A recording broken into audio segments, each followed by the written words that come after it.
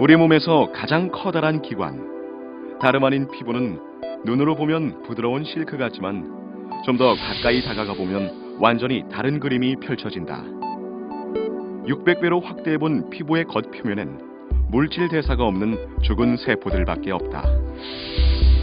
울퉁불퉁한 표면엔 홈이 잔뜩 나 있고 튀어나온 흙과 숭숭 뚫린 구멍도 셀 수 없이 많다. 더 가까이 보면 고작 1평방센티미터 안에 수천 마리의 박테리아가 살고 있다. 그렇다면 작은 세포 안에 이렇게 많은 박테리아가 서식하는 이유는 무엇일까? 우리의 피부는 수분을 저장하는 그릇으로서 대부분의 사람의 경우 60%의 수분으로 이루어져 있다. 우리 피부 속엔 수분을 저장하는 기관이 있는데 바로 이곳에서 우리가 섭취한 영양소가 저장되고 노폐물은 빠져나오게 되는 것이다. 우리 혈액 속에는 우리 몸에 이로운 영양소뿐 아니라 농약, 중금속, 약물 등의 노폐물이 섞여 있다. 보통 노폐물 95%, 수분 5%가 땀구멍을 통해 빠져나와야 하지만 체내 저염구미 농도가 모자란 사람의 경우 이들이 빠져나오지 못해 혈액 속에서 세균이 번식하게 되고 이는 아토피를 유발한다. 또한 땀을 많이 흘리는 사람의 경우 역시 노폐물과 수분뿐 아니라 저염구미까지 모두 배출되기 때문에 혈액과 체액의 면역력을 잃게 하고 결국 우리의 몸은 세균과의 싸움을 이기지 못해 아토피를 발병시키게 되는 것이다. 따라서 아토피의 근본적인 치료의 비밀은 염분은 낮고 미네랄은 높은 신비의 물질, 저염구미 농도에 있다. 일반 의학에서 정확한 원인을 밝혀내지 못한 아토피. 그러나 성동모 박사는 밝혔다. 체내에 꼭 필요한 5대 영양소의 결핍으로 열악해진 내부 환경이 아토피의 원인이라는 정확한 진단과 그에 해당하는 치료법을 내놓아 주목받고 있는 성동모 박사. 이제 체질 개선으로 얼마든지 피부 질환을 고칠 수 있다. 지난 30년간 미네랄을 통한 질병 치료 방법을 연구해온 성동모 박사와 함께 피부병에 걸린 애교를 관찰하고 치료하면서 현대판 난치병, 피부 질환의 원인과 그 해결책에 대해 알아본다.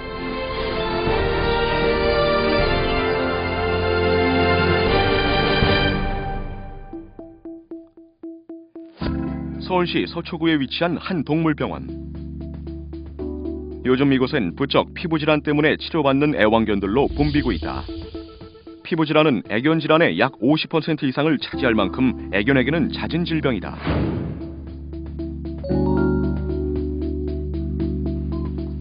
피부질환에 걸린 애견은 외관상 눈에서 진물이 나오고 결막염과 같은 안질환이 오는 것이 일반적인 증상이며 털 속 곰팡이와 피부에 세균 때문에 고름이 생기고 암모니아 가스가 발생하여 역겨운 냄새를 풍긴다.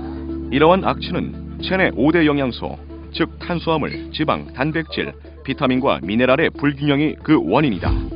몸 전체에서 곰팡이가 냄새가 나요. 꼭 곰팡이가 몸을 썩게 하는 썩는 냄새, 몸이 썩는 냄새가 나네요. 그 중에서 좀 심한 부분이 안구주위, 그리고 얼굴 전체가 심한데 안구주위가 좀 특히 심하고 목덜미가 심하고 그다음에 겨드랑이, 복부 전체, 그리고 뒷다리가 아주 심하게 염증이 아주 심하고 각질이 두텁게 형성되어 있습니다. 이 노랗게 보이는 이런 가루 같은 거는 귀에 몸 전체 여러 군데서 생긴 그 염증 물질들이 쉽게 말해서 고름입니다. 고름이 말라붙어서 지금 노란 가루들이 몸 전체에 퍼져 있고 눈 주변에 곰팡이가 눈 안으로 다시 들어가거든요. 들어가서 눈 내부에도 지금 곰팡이와 세균이 침투해서 결막염이 아주 심하게 나타나 있군요. 특히 귀가 아주 심한데 귀 내에도 염증이 아주 심하군요. 이빨은 보니까 나이는 한 3세 정도 된 것 같고 이빨 상태는 양호합니다. 특히 그 앞다리 뒷다리는 염증이 심해서 부어가지고 치료를 하더라도 상당히 제일 오래 가는 부분이 될 것 같습니다. 그렇다면 애견에게 이러한 피부질환이 일어나는 원인은 무엇일까? 일반적으로 애견 피부질환은 청결하지 못한 털 위생 관리와 운동 부족, 영양 불균형 등으로 인해 피부 상태가 나빠진 것을 원인으로 꼽는다. 그러나 성동우 박사는 이와 같은 일반적인 이론은 피부 질환에 있어 표면적인 원인에 불과하다고 말한다. 이 애견을 우리가 여러분들이 보셨을 겁니다. 애견을 보니까 이 애견에는 냄새가 몹시 나죠. 이 냄새는 바로 이 애견의 혈액과 체액이 부패하고 썩어대는 겁니다. 그럼 반드시 혈액과 체액이 부패하면은 냄새가 나요. 냄새 난다는 건 그 냄새 속에는 세균이 번식한다는 거예요. 이 세균이 내는 독소, 아주 썩은 냄새가 우리가 어디로 갑니까? 바로 이게 냄새로 가잖아요. 그러면 개에서 냄새 나는 곳이 어디예요? 눈 속에서 나죠. 코 속에서 나죠. 피부 속에서 나요. 그럼 우리가 눈물을 봅시다. 눈물이 혈액에서 눈물을 만들어요. 혈액에서 영양분이 없는 것을 또는 저염고미가 없는 것은 눈물에 날라다 주죠. 눈물 조직에 날라주면 눈물을 만들거든요. 그 눈물이 부패하니까 결막염 또는 피부가 산성으로지만은 그것이 산성에서 더 흐려지니까 무슨 병이 와요? 피부병이 오죠. 그 피부병 이름이 아토피 더마타이트스균이거든요. 털을 보세요. 털도 세포죠. 또 눈을 보세요. 눈 세포죠. 피부를 보세요. 피부도 세포죠. 이 피부 속에 세균이 깊숙이 침투한 것은 검게 보여요. 그죠? 그리고 붉은색은 아직 침투한 지가 얼마 안 됐다 이렇게 보시면 되고요. 노란색 고름덩어리요. 이게 다 세균 덩어리입니다. 이것을 식염수를 우리가 한 방울 떨어뜨려 가지고 슬라이드 글래스에다가 식염수를 들여가지고 현미경 600배로 들여다볼 것 같으면요. 세균이 와글와글합니다. 아주 상당히 많이 세균이 번식하는 것이 바로 고름덩어리고요. 또 가려움증이 나타나죠. 복부, 우리가 뒷다리, 이 각질 같은 것이 또 이렇게 많은 피부병이 곰팡이균이 많이 번식하고 있어요. 이것은 전부 혈액이나 체액이 썩어서 온 병이라고 보면 돼요. 그래서 우리가 정확히 얘기를 하자면 개나 사람이나 똑같아요. 혈액도 그렇고 체액도 그렇고요. 이것이 병들면은 냄새가 납니다. 우리 변 냄새가 나죠, 사람도. 이 개에게도 변 냄새가 몹시 납니다. 왜? 이 장액 속에 저염곰이라는 미네랄이 결핍되면 냄새가 나게 마련입니다. 그 냄새가 바로 우리 간으로 들어와서 혈액을 타고서 온몸을 돌아다닙니다. 그래서 우리는 혈액에는 나트륨이 항상 47%가 유지해주고 우리 체액 속에 눈물 속에 또는 콧물 속에 간액 이런 속에는 53%가 유지해 준다면은 이러한 냄새나는 병, 아토피 같은 질병이 절대 오지 않습니다. 그래서 우리는 혈액이 10만 킬로나 되죠. 이 10만 킬로가 되는 것이 영양소를 날라다 주는 거, 또 거기에 대한 먹고 나면 에너지를 낸 다음에 반드시 노폐물이 번식합니다. 이 노폐물을 씻는 것이 역시 저염곰입니다. 노폐물이 배설되지 않은 것이 썩어서 그 세균의 밥이 돼가지고 그것이 우리 혈액 속으로 또는 체액 속으로 들어오면은 아토피 더마타이트스 균이 번식하게 됩니다. 그래서 우리가 저염고미가 있다면은 저염고미가 일정 공포를 유지해 준다면 혈액 속에 체액 속에 세균이 발생하지 않습니다. 또 체액이 병들지도 않습니다. 혈액이 건강하게 됩니다. 이 개는 혈액 속에 체액 속에 저염고미가 결핍이 돼서 냄새나고 냄새가 바로 세균 변해서 온 병이라고 우리가 볼 수 있습니다. 이렇듯 피부질환의 원인은 체내에 있는 혈액과 체액이 병들었기 때문에 오는 것으로 나트륨과 다른 미네랄을 47대 53의 비율로 맞춘 저염고미를 체내에서 1.0%로 유지해주면 혈액과 체액을 건강한 상태로 만들 수 있다는 것이다. 1.0%의 비밀을 간직한 신비의 물질 리퀴드맥. 그것은 인체에 좋은 미네랄만을 농축해놓은 물질로 혈액과 체액을 건강한 상태로 회복시킨다.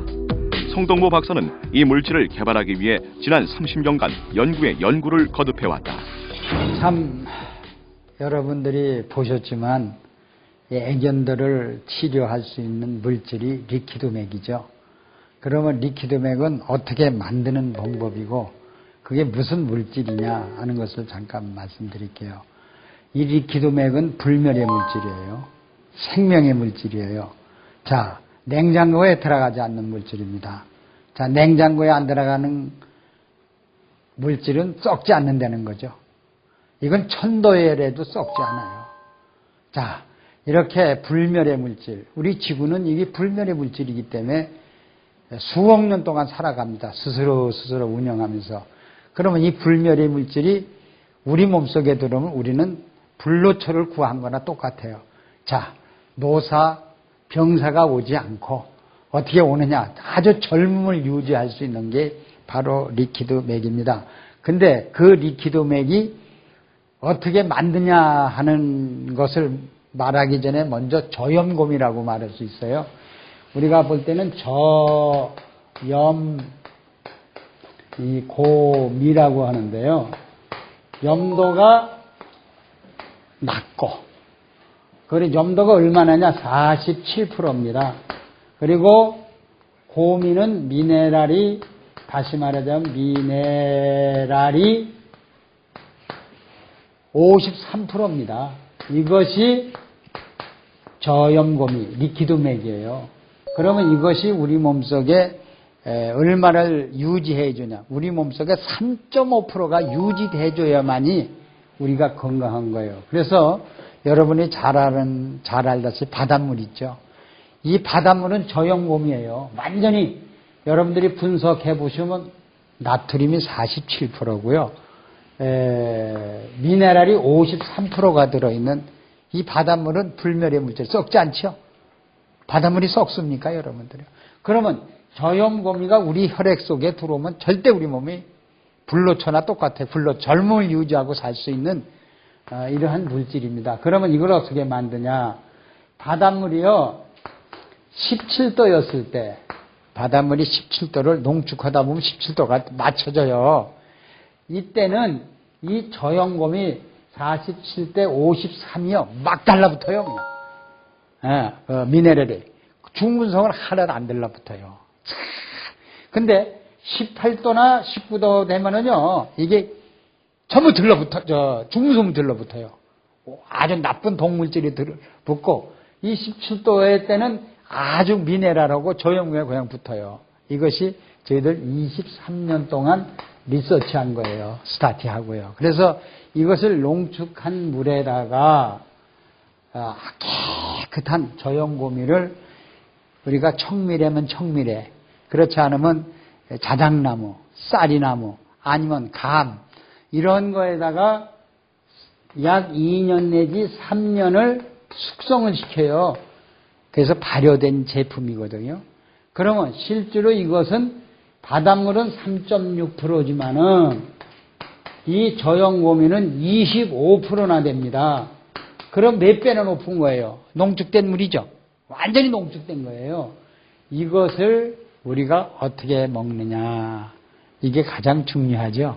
그래서 이것을 방울 우리가 먹는 모든 음식에다 한 방울 떨어뜨려서 섭취하면은 어디로 들어오냐? 우리 혈액 속으로 들어와요. 다 찌꺼기는 음식 속에 같이 섞어서 들어오면은 찌꺼기는 대변으로 전부 가고, 오직 포도당 속에 이것이 우리 혈액에 실려서 각 세포, 체액을 만들어주는 이런 역할을 하는 것이 저염고미예요. 여러분, 저염고미는 생명의 물질, 생명의 리퀴드맥이라고 불렀는데요. 저염고미라고 합니다. 이 땅에서 저염고미를 개발한 사람들이 많아요. 1800년도에 민절씨가 우리 식염수 개발했죠. 1.0% 주사 맞지 않습니까? 인젝션 하죠. 이것도 저염고미의 시초예요, 여러분. 그래서 우리는 이것을 혈관에 넣지 않고 음식에 고루고루 뿌려서 섭취하는 저염고미. 이것을 우리가 섭취하면은 자동적으로 피부병이 pH가 피부의 pH로 맞춰줘 가지고 피부가 아주 건강을 유지하기 때문에 피부병이 오지 않습니다. 리퀴드맥을 생산하고 있는 충남 부여공장. 리퀴드맥은 바닷물 농축액에 생리활성 물질이 풍부한 겨우살이, 청미래, 오가피 등의 약초를 넣어 1년 이상 숙성, 발효시켜 만든다. 염분은 낮고 미네랄은 높다고 해서 저염곰이라고 불리는 리퀴드맥은 미네랄 농축액으로 체내의 건강에 중요한 역할을 담당하는 미네랄의 집약체라고 할 수 있다.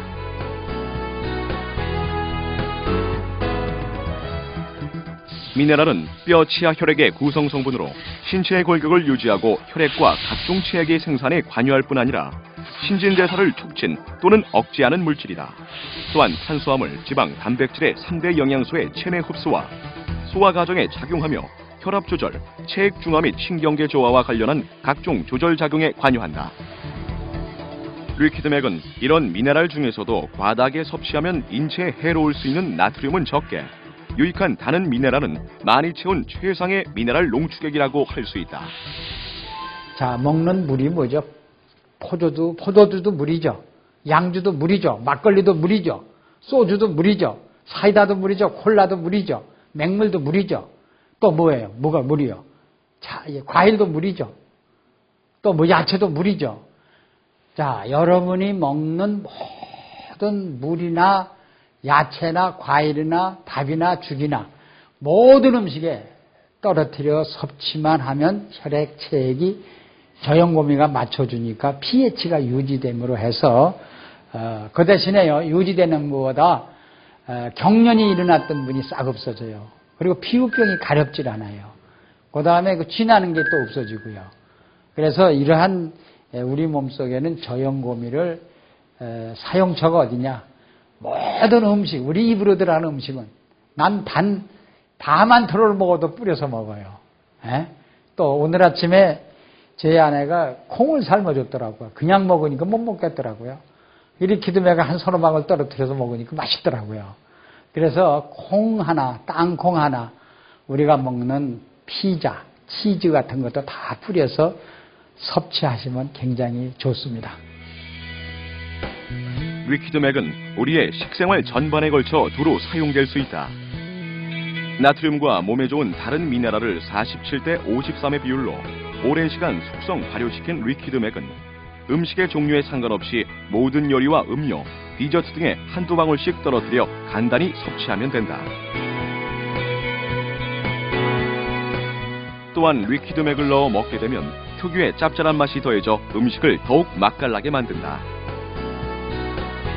피부질환은 애견질환의 절반 이상을 차지하는 만큼 리퀴드맥을 이용한 치료법은 많은 동물병원에 관심을 받을 것으로 예상된다. 그렇다면 이렇게도 쓰임이 다양한 리퀴드맥을 이용해 피부질환에 걸린 애완견을 어떻게 검사하고 치료할 수 있을까? 먼저 피부질환에 걸린 애견의 털 속에 있는 곰팡이를 현미경을 이용해 검사하고 피부 속에 있는 세균 역시 관찰한다.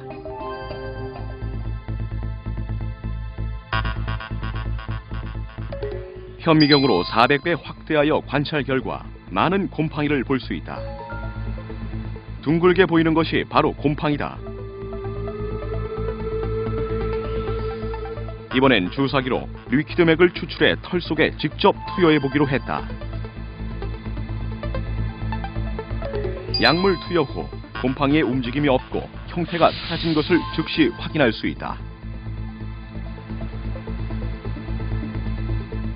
이번엔 애견의 귀 속에 있는 세균을 면봉으로 채취하여